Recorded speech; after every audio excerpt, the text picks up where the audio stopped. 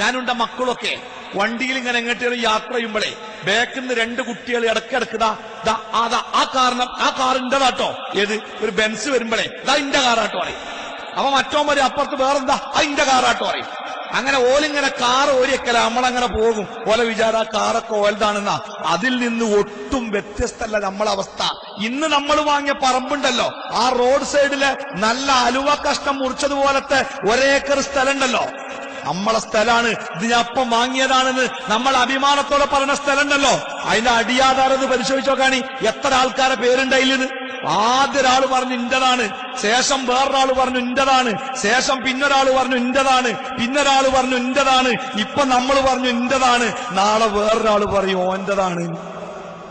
നിങ്ങൾ കണ്ടിട്ടില്ലേ ഖബർ? കണ്ടിട്ടില്ല നിങ്ങള്? ആ ഖബർ എത്ര വീതി കുറഞ്ഞ കുത്തല്. ആ ഖബറിന്റെ ഉള്ളിലേക്ക് മയ്യത്ത് ഇറക്കി വെക്കണ നിങ്ങൾ കണ്ടിക്കണോ?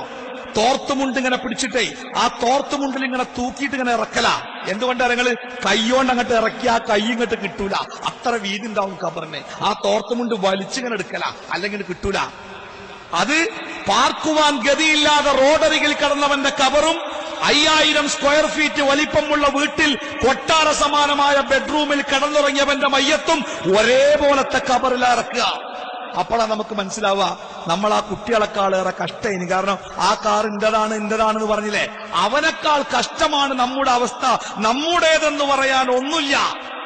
വലിയൊരു കാറിൽ വന്നിട്ടേ റോഡ് സൈഡിൽ നിർത്തിയിട്ടേ അതിന്റെ ഡോറ് ലോക്ക് ചെയ്തിട്ട് വെള്ളം കുടിക്കാൻ വേണ്ടി കൂൾ ബാറിലേക്ക് കയറി. കുറച്ചു കഴിഞ്ഞപ്പണ്ട് കസാരി മൂപ്പരും അവിടെ താഴെ വീണിട്ടുണ്ട്.